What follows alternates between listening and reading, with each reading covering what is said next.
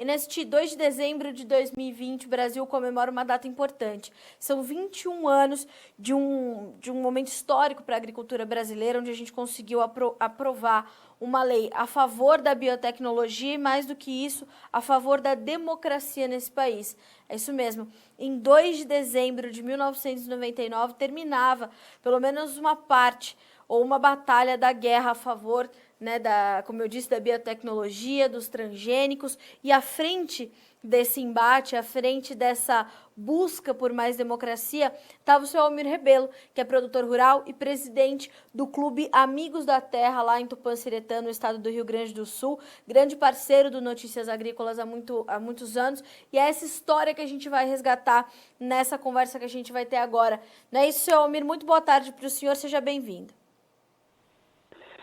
Boa tarde, Carla. Boa tarde, produtor brasileiro. Estou bastante emocionado hoje, né? Porque hoje fazem 21 anos, Carla, que a gente teve um grande embate aqui em Tupanciretã, Rio Grande do Sul, quando, na época, a gente entendia que o Brasil ia mudar o seu agronegócio com a biotecnologia, e existia uma situação de ilegalidade no Rio Grande do Sul, principalmente porque nós, produtores, a gente vinha de uma agricultura na década de 80, né, em que a gente fazia muito plantio convencional, que era a época que o pessoal ainda utilizava o arado, a grade, né, e desse plantio convencional, quando vinham as chuvas, provocava uma erosão assim, que era o maior desastre ambiental da época, que a gente estudou muito isso, onde para a gente produzir 1 tonelada de soja, a gente perdia 20 toneladas de solo por hectare ano pela erosão. Então, mas isso nenhum grupo ambientalista se preocupava, porque não conhecia isso. Mas, então, nós produtores, nós técnicos, resolvemos enfrentar esse assunto de como a gente mudar a agricultura brasileira e dentro de uma visão ambiental. Então, a gente estudou todo o problema da agricultura da época, que era do convencional, e implantou o plantio direto. O plantio direto foi uma revolução no Brasil, né? Porque a gente acabou com a erosão, mas a gente tinha o plantio direto para ser viabilizado, nós tivemos que modificar todas as nossas plantadeiras, né, para plantar nessa área sem fazer nenhum trabalho de preparo do solo. E também a gente teve que ter um grande aliado, que seriam os herbicidas dessecantes, para a gente poder fazer o plantio direto sobre a palha. Então, e esses herbicidas, principalmente o herbicida à base de glifosato, ele foi o grande parceiro e viabilizador do plantio direto no Brasil. E como a gente vinha com uma situação em que na década de 80 o Brasil era importador de alimentos, e a partir daí, dessa mudança do comportamento do produtor, esse trato melhor com o solo começou aumentar as produtividades. Então, a gente preservava o solo e aumentava as produtividades com o plantio direto. E o grande aliado disso, eu já falei então que eram as plantadeiras e os herbicidas, de repente começou a surgir a ideia da soja transgênica, que seria a cultura da soja resistente àquele herbicida que dessecava tudo, que matava todas as plantas, para viabilizar o plantio direto. Então, se essa soja ela fosse então resistente a esse herbicida, seria uma revolução no controle das invasoras com a soja já estabelecida. Então, aí, isso foi o fruto da biotecnologia. Nós, conhecendo o plantio direto, conhecendo o herbicida e conhecendo os efeitos que teria a soja transgênica, nós apostamos na biotecnologia. E essa soja ela estava na Argentina e não deixava entrar no Brasil. Entrou no Brasil de forma ilegal.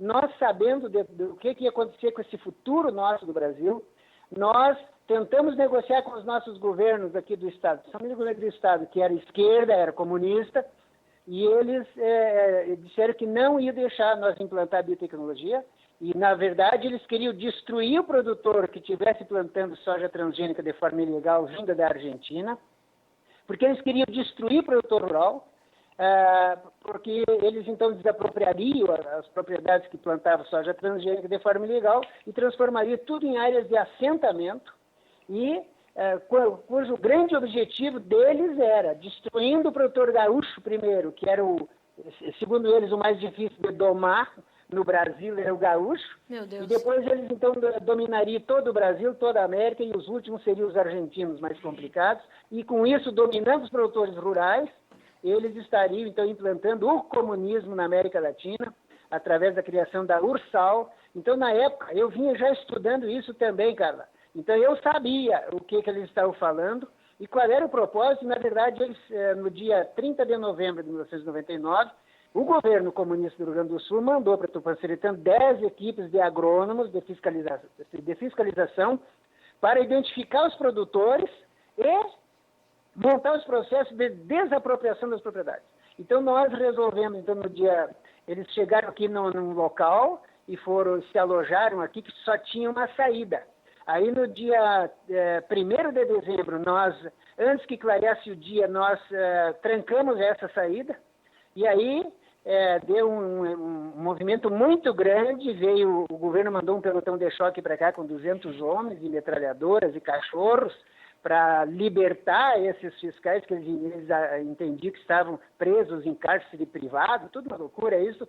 E veio todo esse pessoal para cá para libertar os fiscais e irem para as lavouras. E nós, então, fizemos uma mobilização muito grande.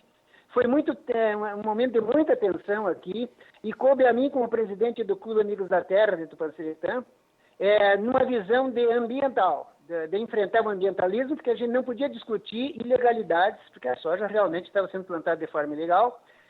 Mas como os ambientalistas diziam que essa soja era semente da morte e usava muito veneno e era muito caro, não produzia, uma série de mentiras, né, contra a sociedade.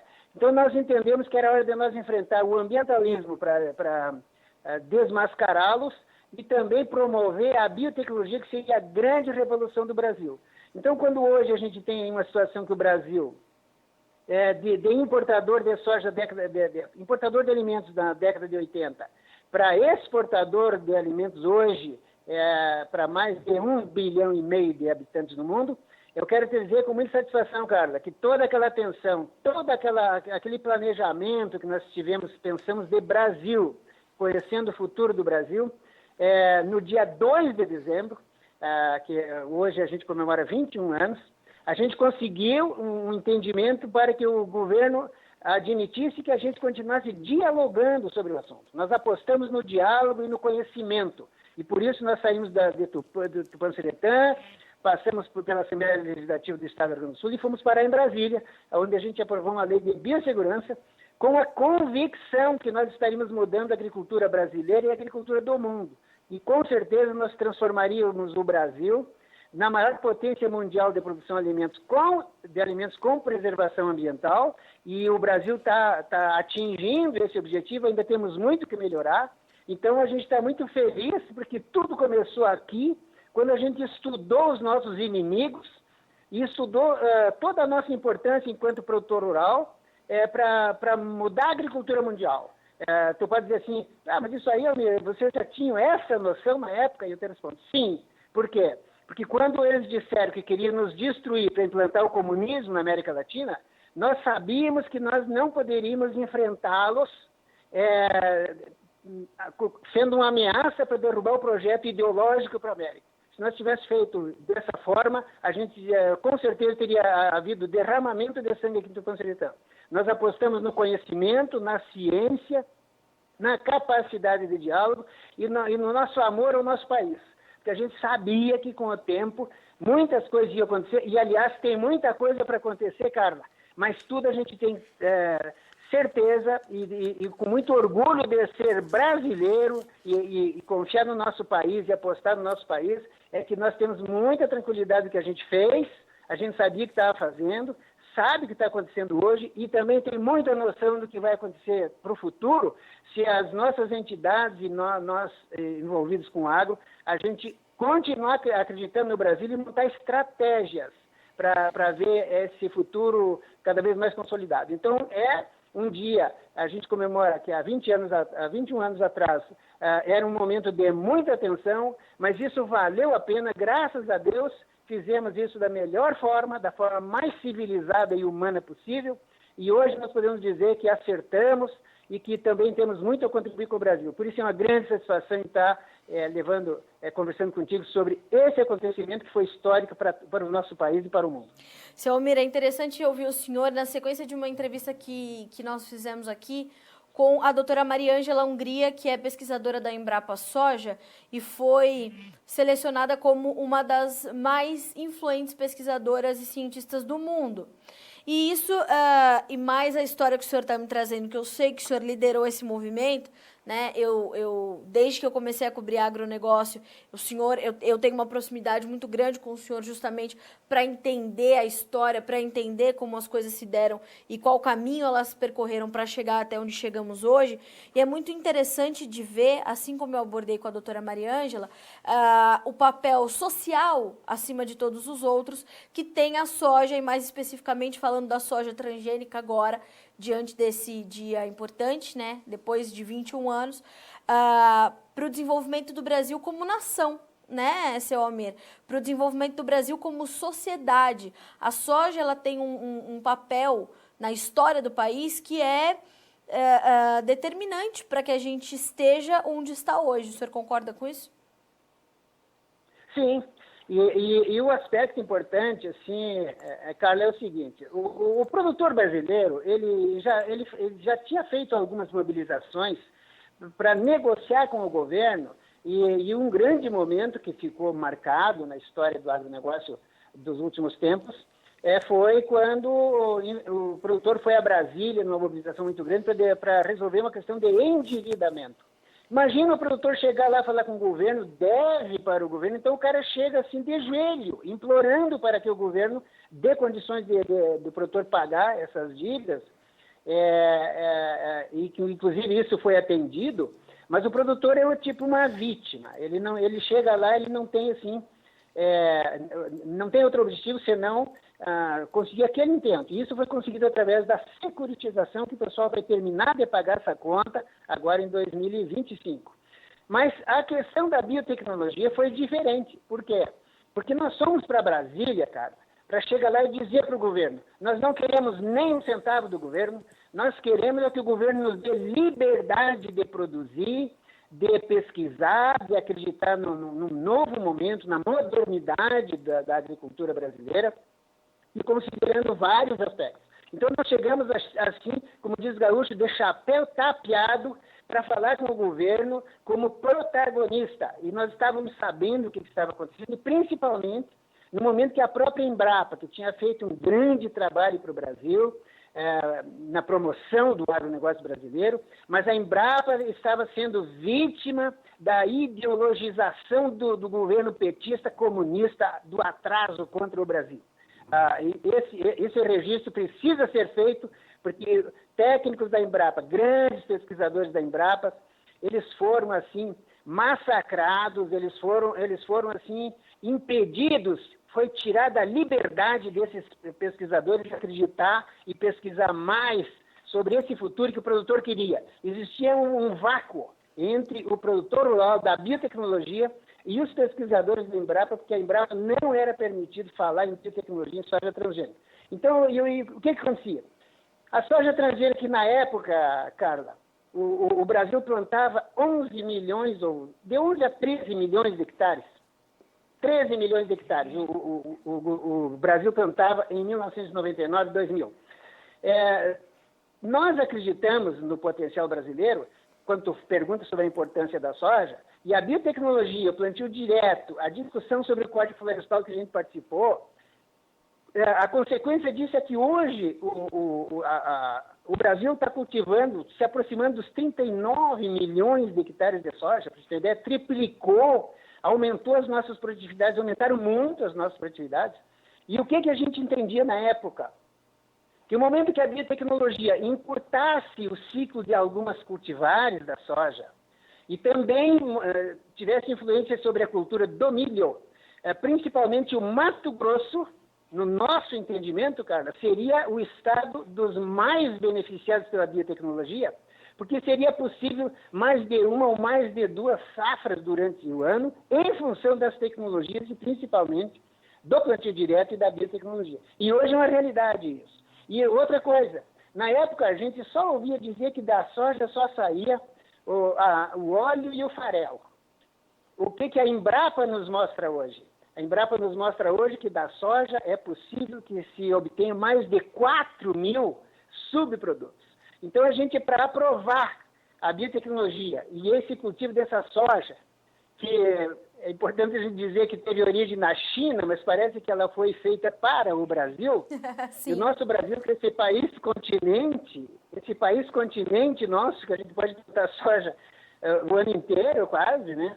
Então, realmente, nós temos que entender isso, Carla. A importância dessa cultura, hoje que é a cultura que mais fornece aí a proteína para o mundo, mais fornece o óleo, né, para o mundo.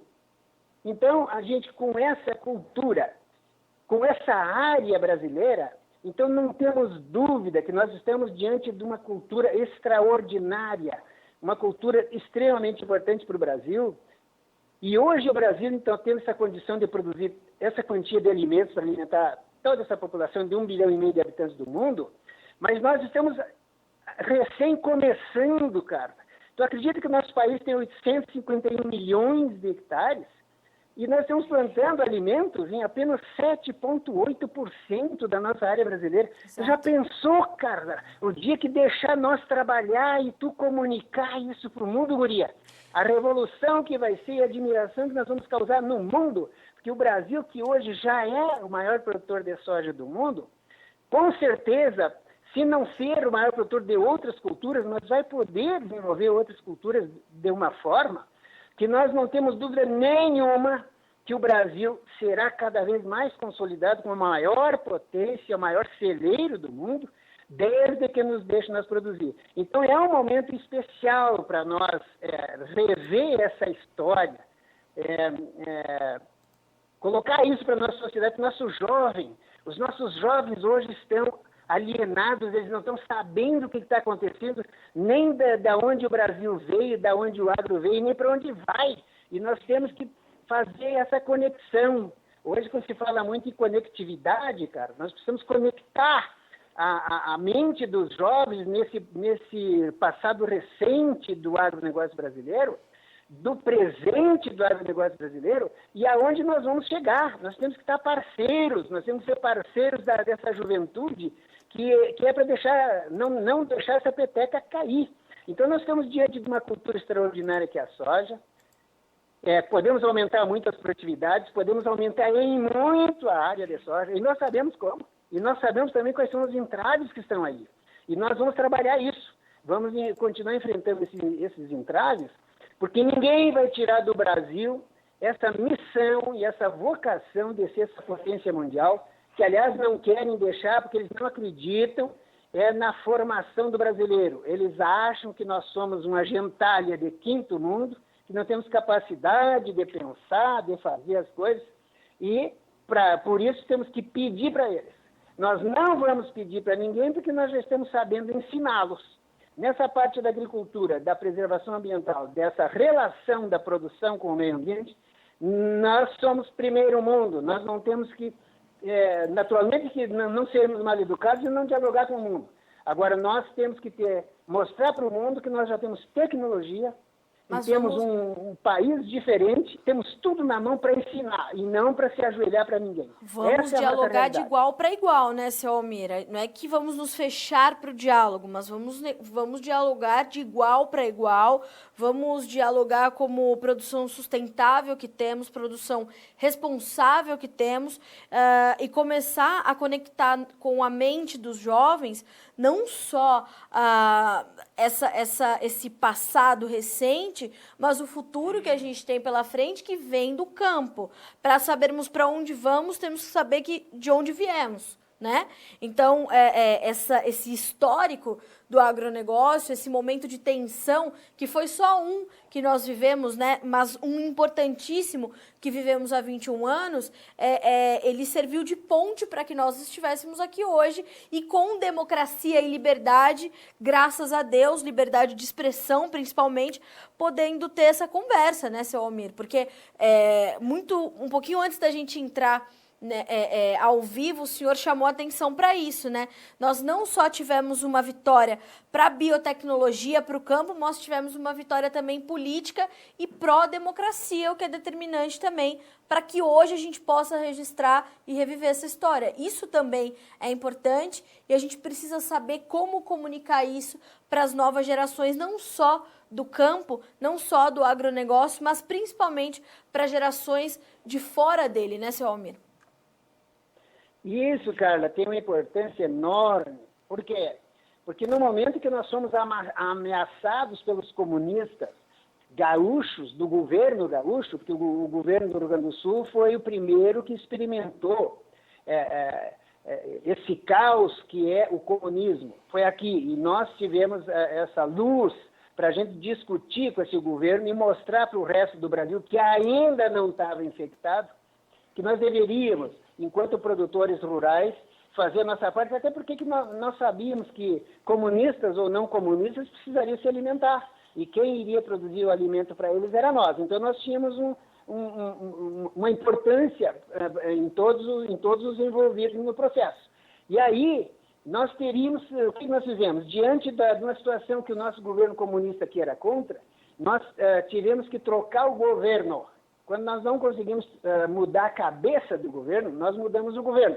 Mas isso também não interessava, porque esse assunto era um assunto para ser discutido ao nível nacional, era um assunto de importância nacional. E aqui, quando a gente, Carlos, que é importante eu dizer isso, quando naquele embate que tivemos aqui, naquele dia, a gente foi denunciado pelos petistas, pelo pessoal ligado ao MST, nós fomos denunciados para a Polícia Federal. Eu fui várias vezes na Polícia Federal, eu vi, o delegado da Polícia Federal me mostrou uma pilha de produtores denunciados, que davam mais ou menos 1 palmo de altura, de denúncias de todos os produtores que eram a favor da biotecnologia, denunciados para a Polícia Federal, porque o PT realmente queria, a gente usa dizer, queria o couro do produtor rural. Era maldade mesmo, era comunismo, era essa bandidagem comunista, numa guerra de poder, que o produtor só tinha o poder de produzir alimentos e o governo tinha o poder de tudo. Então, o que nós tivemos que fazer? Fazer esse trabalho todo com essa consciência que nós estávamos defendendo a democracia para o Brasil. Nós estávamos defendendo desenvolvimento para o Brasil. Nós estávamos defendendo soberania para o Brasil, porque chegava aqui recados da França, chegava a Beauvais destruindo pesquisa no Rio Grande do Sul, com o patrocínio do governo comunista do Rio Grande do Sul. Então era a França já interferindo aqui para impedir que a gente promovesse esse desenvolvimento, achando, com essa bandeira, falsa bandeira ambientalista deles, que eles iam nos intimidar.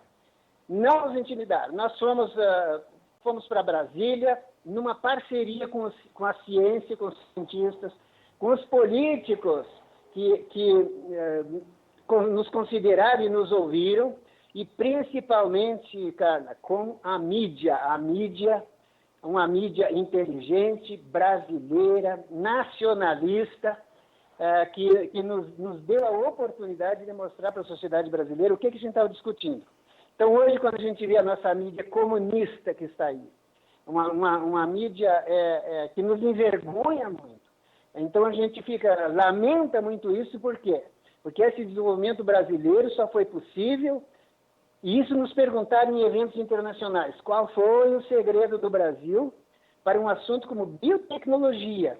O Brasil teve um município chamado Tupanciretã, num estado chamado Rio Grande do Sul, num país chamado Brasil, em que os produtores, imagina, os produtores se levantaram, se uniram e fizeram uma grande mobilização nacional para aprovar a biotecnologia, que em nenhum outro lugar do mundo se fez isso. Qual foi o segredo para vocês conseguirem aprovar a lei de biossegurança muito moderna para o mundo, sendo que o mundo nem sabe o que é a biotecnologia? E você já tem esse modelo para o mundo. Aí nós dissemos, olha, primeiro que o nosso produtor rural, ele tem noção do que ele está fazendo. Nós também temos noção da importância do nosso país. Nós temos noção da importância da democracia e da soberania. Nós temos noção da missão, da vocação do nosso país para o futuro do mundo. E também temos noção da importância da comunicação, que nós só conseguimos aprovar isso tudo quando a gente teve condições de ir para a mídia, para ir para comunicar para a nossa sociedade o que nós estamos fazendo, e principalmente que nós éramos os primeiros consumidores. Então, a história de semente de morte não existia, porque aqui, para a gente aprovar e consolidar o trabalho aqui, Carla, nós tivemos que fazer um jantar à base de soja transgênica, guria. Nós fizemos isso, trouxemos uma especialista, nós trouxemos aqui para dar uma aula para as nossas produtoras sobre como utilizar soja na alimentação. Para isso a gente pegou e fez ração de soja e deu para os bovinos, deu para os suínos, para os frangos, né? Para ovinos também. E depois a gente pegou a soja, fez aquele trabalho de separar o óleo, fazer o tofu, fazer a separação da massa da soja, que poderia ser utilizada para o que quisesse, e fizemos, assim, centenas de produtos da soja e fizemos um jantar.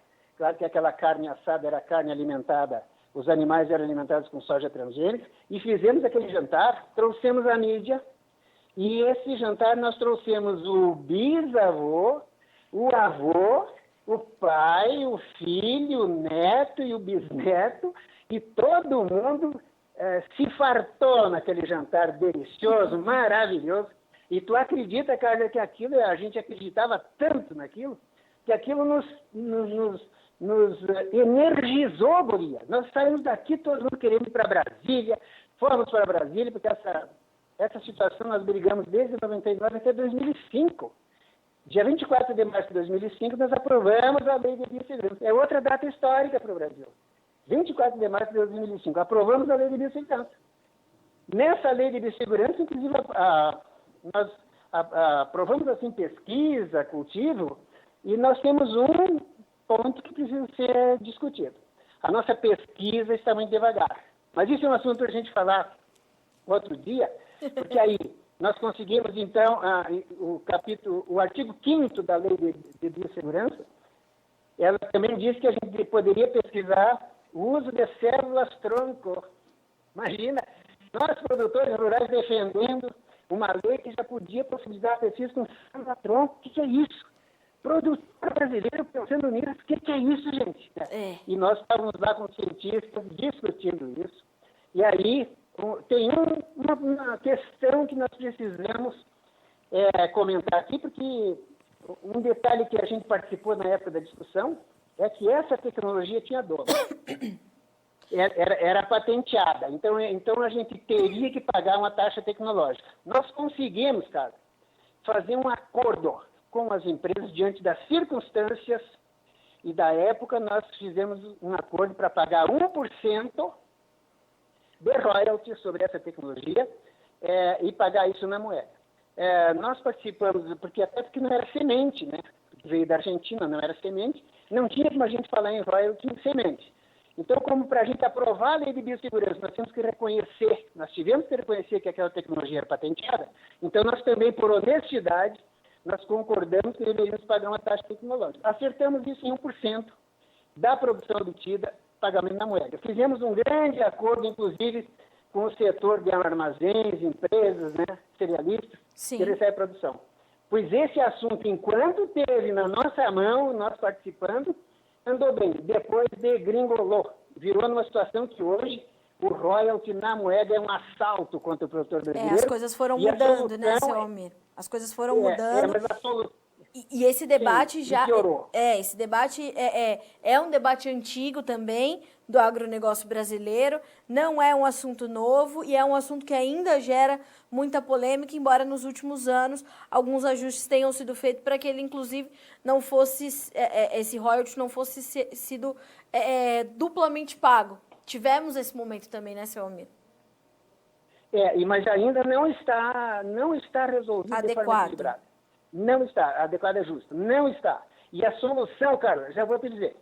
A solução é nós sentarmos todos os segmentos envolvidos, porque o Brasil tem uma situação diferente dos outros países. Nós temos uma lei de proteção de cultivares, e aonde dá o direito ao produtor rural ficar com semente e plantar na safra seguinte. Então, nós temos que, como produtores, entender que enquanto a semente é viva, essa tecnologia ela tem uma validade, naturalmente, e ela, é claro que a gente também precisa respeitar o prazo de validade do patente, isso é importante, que a R1 já venceu e nós estamos continuando plantando R1.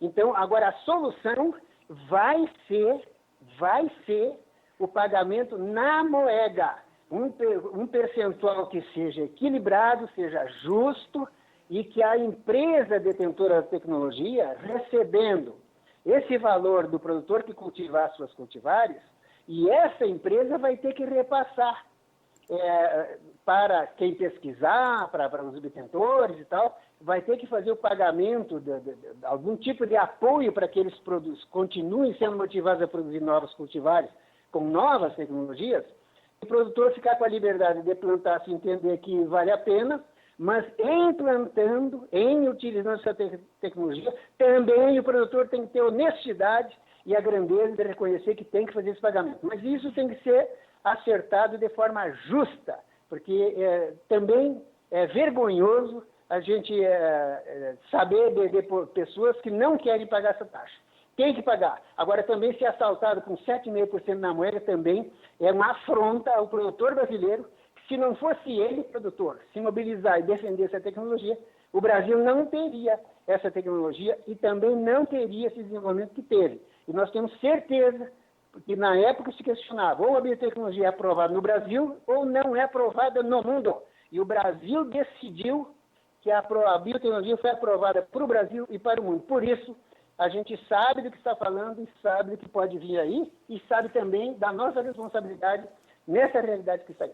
Seu Almir, eu agradeço muito pela companhia do senhor aqui no Notícias Agrícolas nesse 2 de dezembro de 2020, 21 anos depois dessa vitória, de ter passado toda essa tensão, de ter visto a cultura da soja desde então se desenvolver e ter um papel cada vez mais forte na nossa evolução como brasileiros. Te agradeço muito pela companhia, pela generosidade de dividir esse momento conosco. O senhor é sempre muito bem-vindo por aqui para nos contar mais histórias importantes do nosso agronegócio que ajudam a entender qual foi o caminho que a gente fez para percorrer, né, para chegar até aqui. Muito obrigada mais uma vez. É sempre um prazer ter o senhor aqui conosco. Obrigado, Carla. Cumprimento vocês aí pelo trabalho que vocês fazem, pelo segmento que vocês estão defendendo, que é fundamental para o presente e futuro do Brasil. Vocês têm uma missão, né? E vocês estão desenvolvendo isso com muito patriotismo, né? Então, a gente não esquece isso e jamais, eu acho que o produtor brasileiro deve deixar de ter esse contato com vocês para comunicar aquilo que está sendo feito.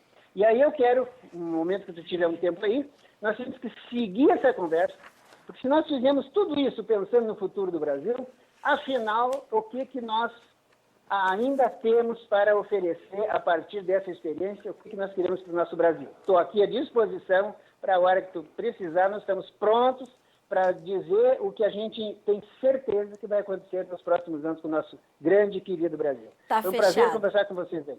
Tá fechado, senhor Almir. Qualquer coisa eu grito e o senhor vem aqui para a gente discutir, debater e trazer luz aos fatos do agronegócio. Muito obrigada mais uma vez. Excelente finalzinho de quarta-feira para o senhor e bom restinho de semana. Muito obrigado, um abração para todos. Um abraço. Seu Almir Rebelo, presidente do Clube Amigos da Terra e personagem determinante e importante para o agronegócio brasileiro. A gente marca, portanto, esses 21 anos importantes aí para a cultura da soja transgênica, geneticamente modificada, já aprovada por A+B, que é segura para a saúde dos seres humanos, que a gente tem aqui estudos, inúmeros estudos, mostrando isso no Notícias Agrícolas, na sua trajetória de mais de 20 anos, tem mostrado a segurança desse componente tão importante. Como eu disse, o papel da soja, da cultura da soja, ele, acima de tudo, é um papel social determinante para o Brasil como sociedade. Então, a gente fica feliz de poder reviver esse marco importante aí para a sojicultura brasileira com o seu Almir Rebelo, nesse 2 de dezembro de 2020, quarta-feira, aqui no Notícias Agrícolas. A gente fica por aqui com esse boletim, mas segue a nossa programação para que você seja o produtor rural mais bem informado do Brasil. Já tem fechamento de mercado com o Alexander Horta e o seu Camilo Motter, analista de mercado da Granoeste. Continue conosco.